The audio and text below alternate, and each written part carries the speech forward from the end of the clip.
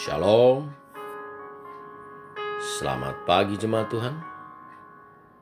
Berjumpa kembali dalam Doa Pagi Online. Mari hampiri hadirat Tuhan dengan rasa syukur yang dalam, karena kasih-Nya, karena rahmat-Nya.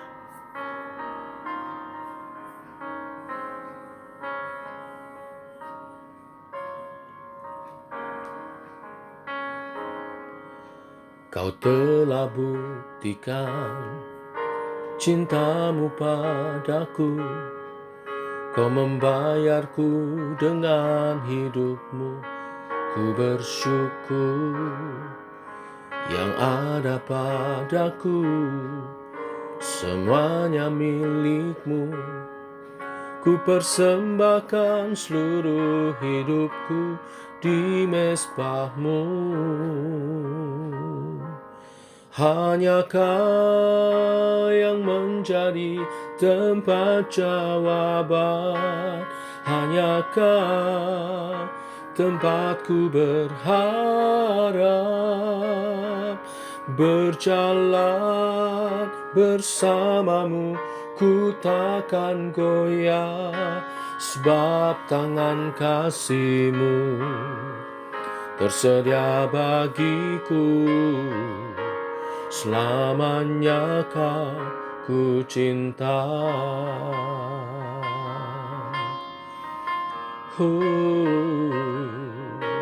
Selamanya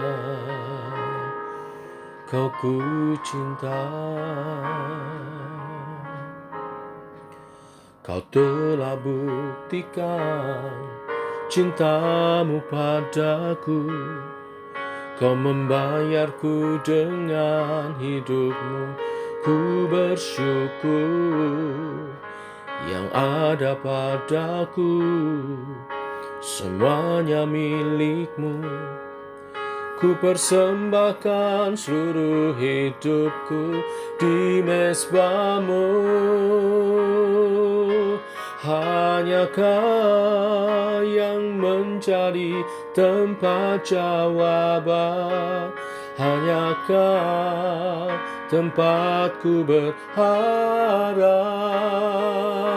Berjalan bersama-Mu, ku takkan goyah, sebab tangan kasih-Mu tersedia bagiku. Selamanya Kau ku cinta. Hanya Kau yang menjadi tempat jawaban, hanya Kau tempatku berharap. Berjalan bersama-Mu, ku takkan goyah, sebab tangan kasih-Mu tersedia bagiku. Selamanya Kau ku cinta. Selamanya Kau ku cinta. Selamanya Kau ku cinta.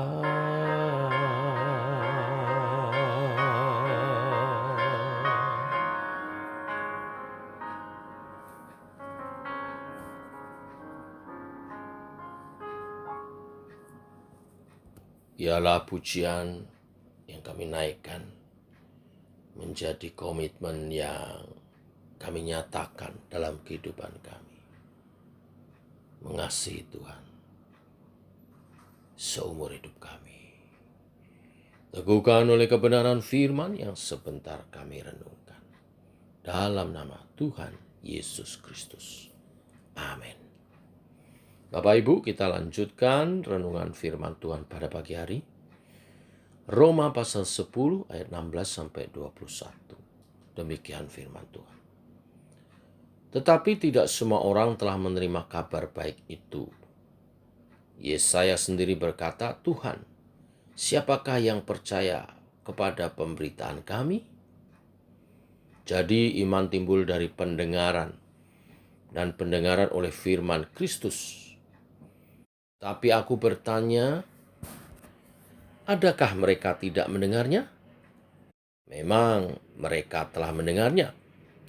Suara mereka sampai ke seluruh dunia, dan perkataan mereka sampai ke ujung bumi. Tetapi aku bertanya, adakah Israel menanggapinya? Pertama-tama Musa berkata, aku menjadikan kamu cemburu terhadap orang-orang yang bukan umat dan membangkitkan amarahmu terhadap bangsa yang bebal.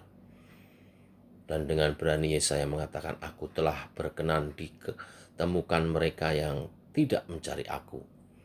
Aku telah menampakkan diri kepada mereka yang tidak menanyakan aku. Tetapi tentang Israel, ia berkata, sepanjang hari aku telah mengulurkan tanganku kepada bangsa yang tidak taat dan yang membantah. Bapak Ibu, sorotan saya ada pada ayat 17. Jadi, iman timbul dari apa yang didengar. Dan apa yang didengar itu berasal dari pemberitaan tentang Kristus. Bapak Ibu, setiap hari kita mendengar berita dari televisi, dari internet, dari YouTube, tentang keadaan baik di sekitar kita, di kota kita, di negara kita, maupun keadaan di dunia ini. Dan saya mau katakan apa yang kita dengar mempengaruhi perasaan hati, kepikiran kita, bisa berdampak baik, bisa berdampak buruk. Kalau tiap hari kita hanya mendengar bencana-bencana, kesusahan-kesusahan, penderitaan, atau kabar-kabar yang meresahkan, banyaknya kejahatan yang meningkat, rasanya tidak ada tempat aman di mana-mana, kita menjadi khawatir dan resah, hidup dalam ketakutan. Belum kejahatan yang terus meningkat dan makin banyak macam-macamnya. Seakan-akan tidak percaya hal-hal itu dilakukan oleh manusia. Bapak Ibu, dalam menjalani hidup ini kita perlu berhati-hati dalam mendengar. Terutama bila kita termasuk orang yang mudah terpengaruh oleh perkataan orang lain. Bila iman dapat timbul dari mendengar perkataan firman, maka ketakutan dan intimidasi juga dapat muncul akibat mendengar sesuatu yang negatif.